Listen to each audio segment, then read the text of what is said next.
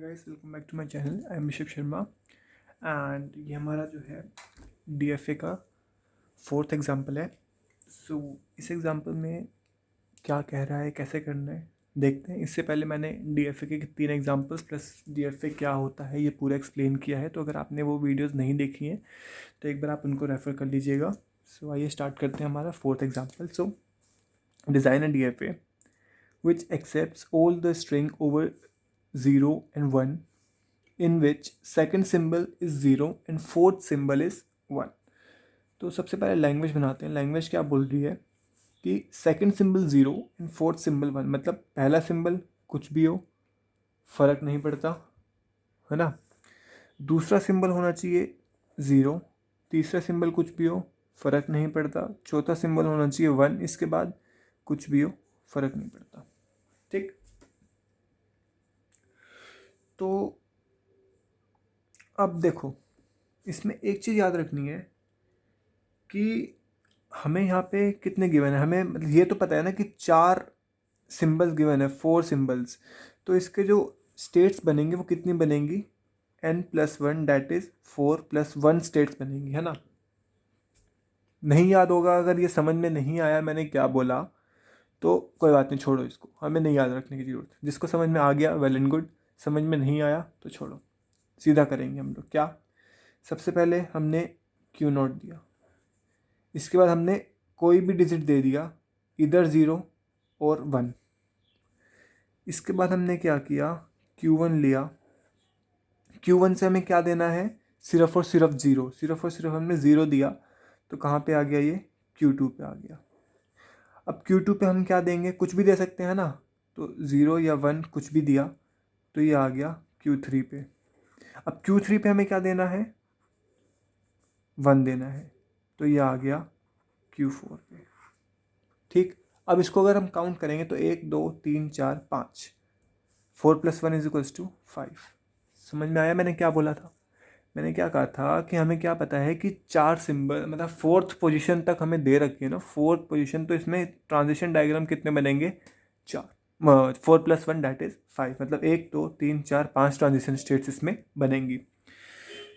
तो अब हमें क्या करना होता है, देखो यहाँ पे तो हमें सीधा सीधा पता लग रहा है कि 0 और 1 कुछ भी आए आगे बढ़ जाएगा।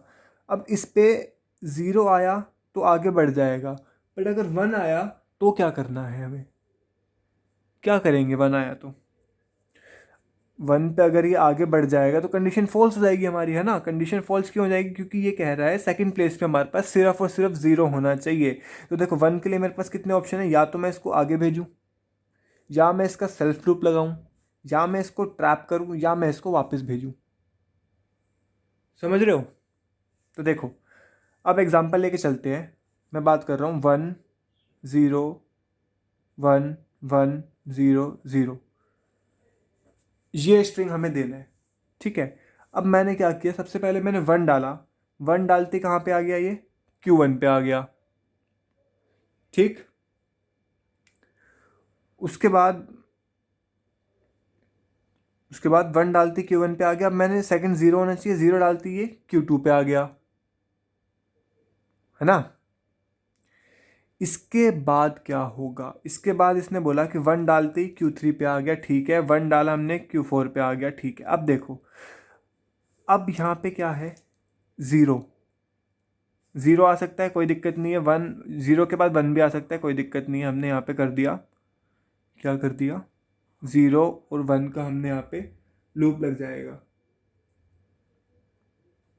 ठीक, क्यों लगा, क्योंकि हमने, हमारे पास क्या कंडीशन है कि 2 और 4 पे हमें 0 और 1 चाहिए, बाकी सब कहीं पे कुछ भी हो कोई फ़र्क नहीं। अब हमें देखना ये है कि अगर मैं 2 पे 1 डाल दूँ तो क्या होगा, 2 पे 1 डाल दूँ तो क्या होगा, है ना।